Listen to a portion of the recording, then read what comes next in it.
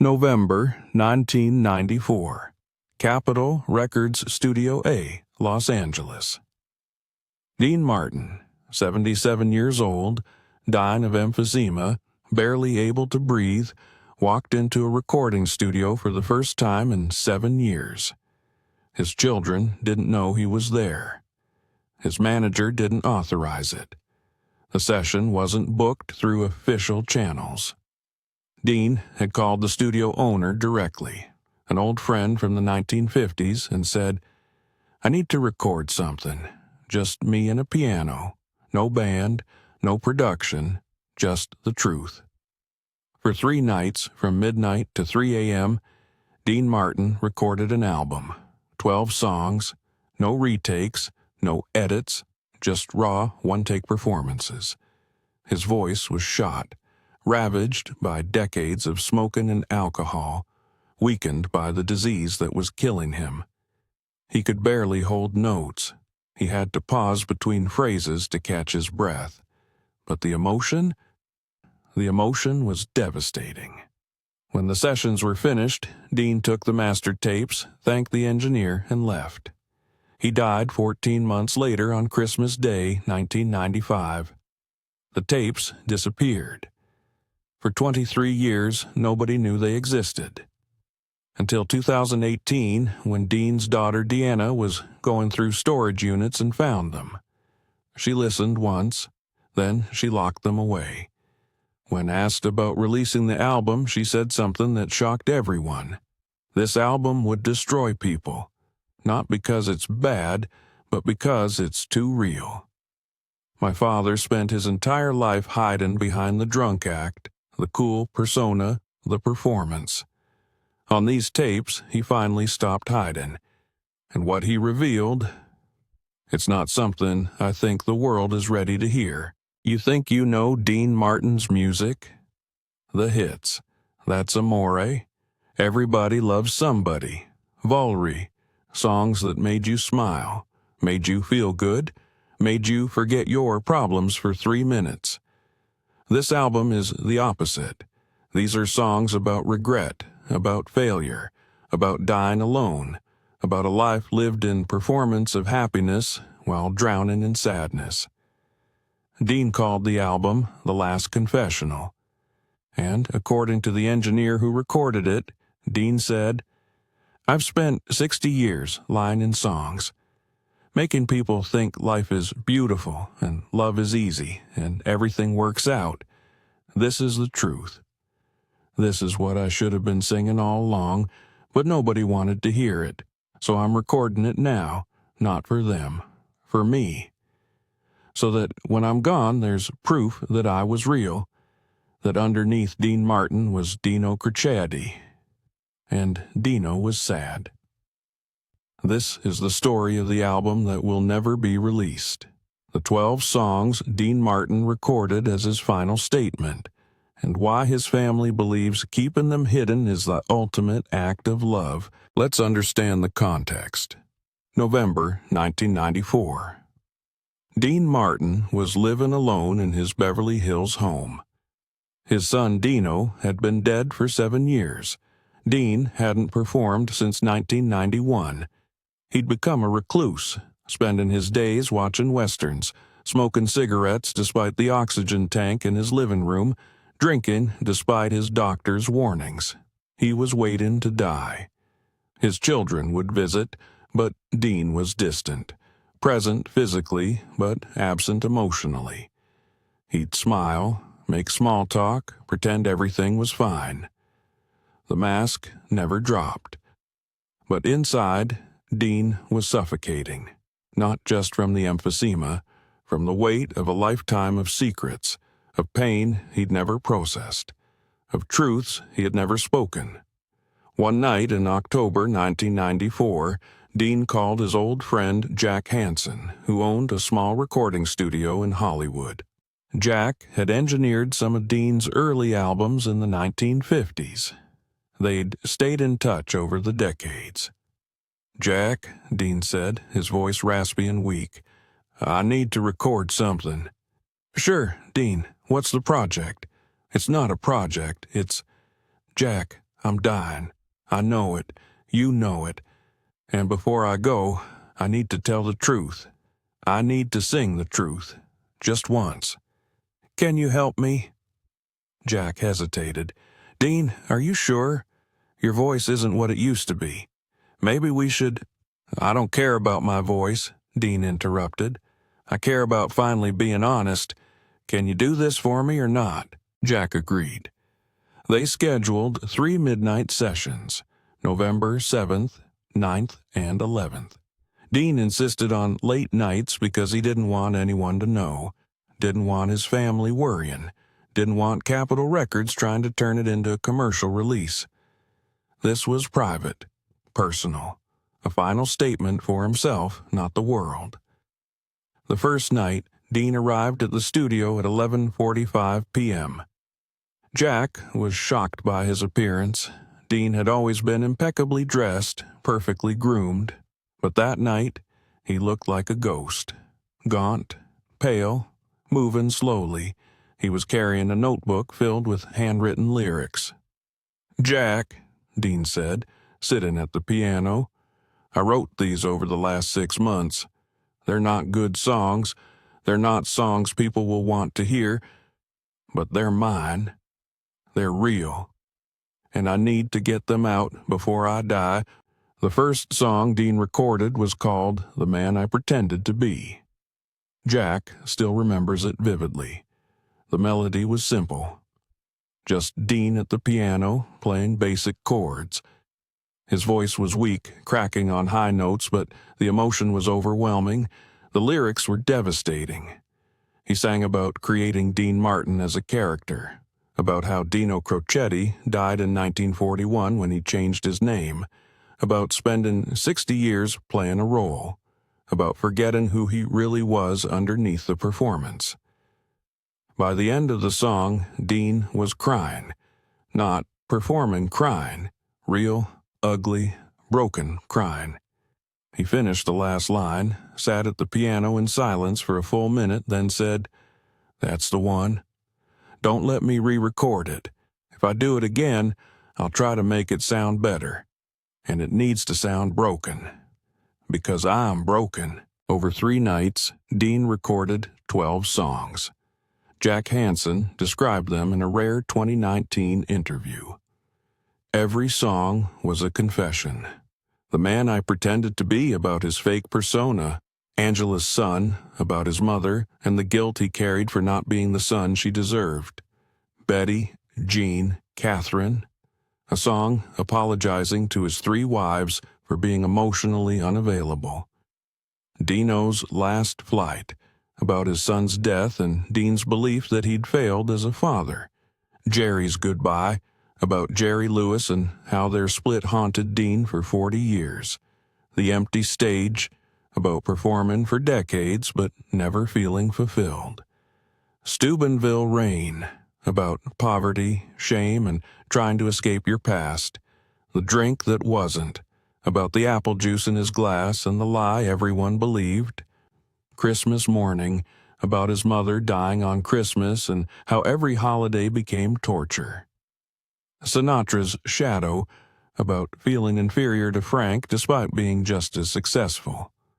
The Cool Lie, about the king of cool persona and how it suffocated him. And the final song, When the Curtain Closes, about death, about being ready to go, about hoping there's peace on the other side. Each song was recorded in one take. Dean refused to do multiple versions. He said, "If I do it twice, I'll start performing again. I'll start trying to make it sound good instead of making it sound true. This isn't about sounding good. This is about finally being honest." Jack Hansen kept the master tapes in his studio for years, unsure what to do with them. Dean had given him no instructions, just took a copy for himself and left. After Dean died in 1995, Jack tried to contact the family to let them know the recordings existed, but he couldn't reach them during the chaos of the funeral and estate settlement. Eventually, Jack moved the tapes to a storage facility and honestly forgot about them. 23 years later, in 2018, Deanna Martin was cleaning out storage units her father had rented. Most contained old stage costumes, boxes of fan mail, memorabilia. But in one unit, she found a small box labeled November 1994, Private. Inside were the master tapes and Dean's notebook with the handwritten lyrics. Deanna didn't recognize the songs. She called her siblings. Nobody knew what this was. Deanna took the tapes to a professional audio engineer to have them digitized. Then she sat alone in her living room and listened. 2 hours later, she called her brother Richie, crying so hard she could barely speak. "Richie," she said, "Dad recorded an album right before he died, and Richie, it's the saddest thing I've ever heard. It's Dad without the mask, and I don't know if I can handle it. I don't know if anyone can." The Martin family held a private listening session. All 7 surviving children gathered. They sat in silence and listened to all 12 songs. When it was over, nobody spoke for 10 minutes. Finally, Richie said what they were all thinking. "We can't release this. This is too private, too painful. This isn't entertainment. This is Dad's soul." And he recorded it for himself, not for the world. But Deanna wasn't sure. She argued, "Don't people deserve to know who Dad really was? Don't they deserve to hear the truth? We've spent decades protecting his image, maintaining the cool guy myth. Maybe it's time to show them he was human." Her sister Gail disagreed. He spent his whole life hiding this pain. If he'd wanted the world to hear it, he would have released it while he was alive. The fact that he didn't means he wanted it private. And we should honor that. The debate went on for months. Some of the children wanted to release it. Others were adamantly opposed. Finally, they reached a compromise. They would keep the album private, but they would acknowledge its existence. Let people know that Dean recorded a final statement. Let them know it was honest and raw, but don't release it. Not yet. Maybe someday, but not while the pain is still fresh. Not while we're still grieving. In 2019, Deanna published an article in Variety magazine titled, "The Album My Father Didn't Want You to Hear." In it, she described the November 1994 sessions and Dean's final songs. She included excerpts of the lyrics but no audio. The response was overwhelming. Thousands of people wrote to the Martin family begging them to release the album. Some argued it was part of Dean's artistic legacy and belonged to the world. Others supported the family's decision, saying if Dean wanted it released, he would have done it himself. The fact that he kept it private means we should respect that. But here's what changed everything. Letters from people who were struggling. People who wrote, "I've spent my whole life pretending to be okay, hiding my pain, performing happiness. Hearing that Dean Martin did the same thing and that he finally recorded the truth before he died, it makes me feel less alone. I don't need to hear the album. Just knowing it exists helps." That's when Deanna understood. The album didn't need to be released to have an impact. The story of the album was enough. The knowledge that Dean Martin, the king of cool, the guy who made everything look effortless, spent his final months recording songs about failure and regret and pain, that revelation alone was powerful. It told people, you're not alone. Even the people who look like they have it all together are struggling. And it's okay to finally admit it. So why won't the family release the album? Deanna explained in a 2020 interview, "People think we're protecting Dad's reputation, that we're worried the album will make him look weak or damage his legacy. That's not it at all. We're protecting him because he spent his entire life being consumed by the world. People took pieces of him constantly, his time, his energy, his emotions. He gave and gave and gave until there was nothing left. This album is one of the only things he created purely for himself, not for Capitol Records, not for his fans, not for money or fame, just for him. A final confession, a final exhale. Releasing it would be turning his most private moment into public consumption, and I can't do that to him, even if he's gone, even if people want to hear it, because Dad spent 77 years giving the world what they wanted. For once, he created something just for himself, and I'm going to let him keep it. That's the most loving thing I can do. Let him have this one thing, this one honest moment, private, sacred, his. But Deanna did something unexpected in 2021. She released one song from the album, just one. When the Curtain Closes, the final track, the one about death and peace. She released it not as entertainment, but as education. The proceeds went to mental health charities, and she included a note. This song is for everyone who's ever felt like they had to perform, who's ever hidden their pain behind a smile, who's ever wondered if anyone would love them if they stopped pretending to be okay. My father recorded this song because he finally stopped pretending, and I'm sharing it so you know it's okay to stop pretending too. The song was released as a digital download only. No music video, no promotion, no interviews, just the song and Dina's note. Over 2 million people downloaded it in the first month.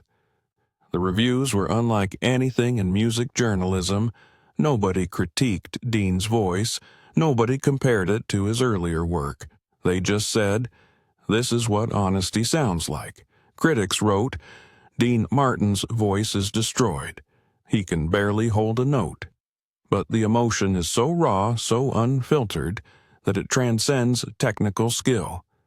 This isn't a performance. This is a man at the end of his life finally telling the truth, and it's devastating and beautiful and necessary." The song ends with Dean speaking instead of singing. His last words on the recording are, "I don't know if anyone will ever hear this. Maybe that's better. Maybe the truth is too heavy for people to carry, but I needed to say it, needed to sing it, needed to finally stop pretending. The curtain's closing now, and I'm ready. I'm tired, but I'm ready. Thank you for listening. If you did, if anyone ever does, thank you for finally letting me be real." Then there's silence. Just Dean's labored breathing for 10 seconds. Then the tape cuts off. People who listened to When the Curtain Closes described it as a religious experience. One listener wrote, "I've never cried listening to a song before, but this broke something open in me. I've been pretending to be okay for 20 years, and hearing Dean Martin, the coolest guy who ever lived, admit he was pretending too, it gave me permission to stop." Another wrote, "I played this for my therapist. We both cried. Then she said, 'This is what I've been trying to get you to do for years. Stop performing. Just be honest.' Thank you, Dean. Even in death, you're helping people." That's the power of the album. Even though only one song has been released, its existence has changed how people see Dean Martin. He's no longer just the king of cool. He's the man who struggled, who hurt, who finally admitted it, and in doing so, gave others permission to do the same. So will the full album ever be released? The Martin family hasn't ruled it out, but they've said it won't happen for at least another decade, maybe longer. Deanna explained, "Right now, the album is still too raw, too close. People who knew Dad are still alive, people who loved him, and hearing him in that much pain, it would destroy them. But maybe in 20 years, maybe in 30, when everyone from Dad's generation is gone, when the album becomes history instead of memory, then maybe we'll release it, not as entertainment, but as education, as a reminder that fame doesn't protect you from pain, that success doesn't mean you're happy, that the people we put on pedestals are human, and they're suffering just like the rest of us. Maybe then the world will be ready, but not yet. For now, the album stays locked away, a secret between Dean Martin and his family, a final confession that only they can hear.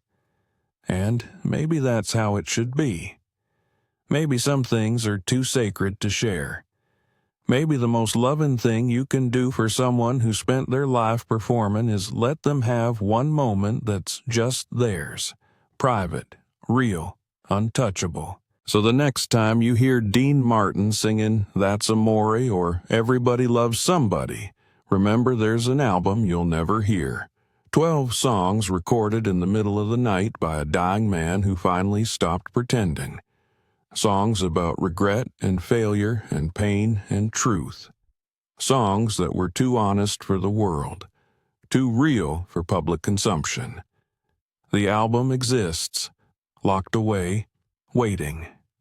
And maybe it will be released someday. Maybe future generations will hear what Dean Martin sounded like when he finally dropped the mask, when he finally stopped being the king of cool and became Dino Crecchetti again, scared, sad, human, real, but for now it remains hidden, a secret, a confession, a final act of honesty from a man who spent his entire life lying. Not because he wanted to deceive, but because the world demanded performance over truth, and Dean Martin gave them what they wanted, until November 1994, when he finally said no, when he finally recorded the truth, when he finally sang the songs he should have been singing all along. And those songs are too powerful to release, too honest to share, too real for a world that still wants the illusion. So the album stays locked away. And maybe that's the most fitting ending. Dean Martin spent his life hiding his pain. And even in death, that pain remains hidden, protected, sacred, just the way he would have wanted it.